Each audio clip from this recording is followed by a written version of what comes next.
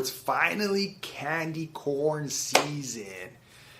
No, actually it's fall. Hi, today, Luis Carlos Perez with Center Real Estate. Today I want to talk to you about listing in the fall, just some quick tips about going to the market in the fall. It's probably like the end of the year for a lot of markets where you could go on the market, where you could put your house for sale before the winter.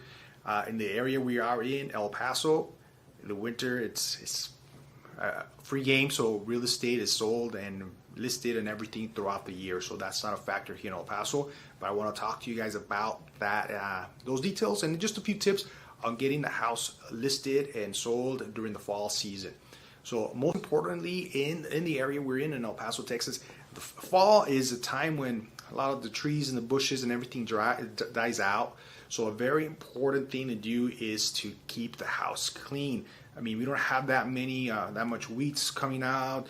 The lawn doesn't grow that much or anything, but you still want to make sure it's clean. There's a lot of leaves flying around, dead branches, dead bushes, and things like that that are gone for the season.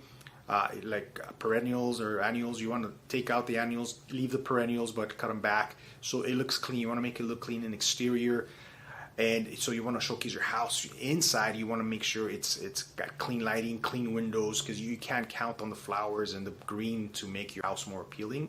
So you have to make sure everything else, like the fixtures, the lighting, everything is cleaned up.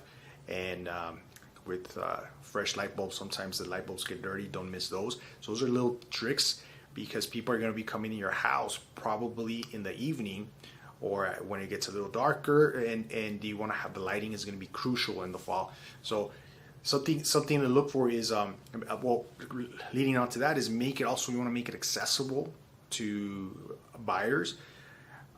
Sometimes people in the fall, like the sun goes down like at 5:30, so a lot of us are still working. People are still at the office doing activities with your kids and such.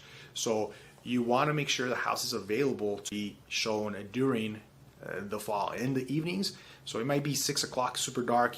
Sometimes I just want to go to bed already. It's been dark for hours, but your people are still looking, getting out for work, and you want to make sure the house is accessible, even if it's late, even if it's been dark for a while. People are going to want to come through. And that takes me back. The lighting is important at that point, right? Make sure people feel at home. I know this during the fall, there's a lot of holidays. There's a lot of things like Halloween's coming up, the Thanksgiving. So decorations are good. It makes the house a little bit more appealing, more attractive. But if you have your house set up as a haunted house all of October, and you have a pumpkin patch going on in November, it might not be appealing to some people. It might not be attractive. It might look cluttered. So make sure the house is appealing. Your decorations, tone them down for this year. If you're going on the market, tone them down, pack your stuff away, and bring up that 20-foot skeleton out on your next house, right? Try to avoid those things if you're listing in the fall. And like something I always mention is price it right. So the market is crucial to understand what's going on. You have to make sure you have an agent that knows how the market is playing out and being able to price the house right. Overpricing doesn't work. Pricing it too low, of course, as a home seller, you're not going to give your house away.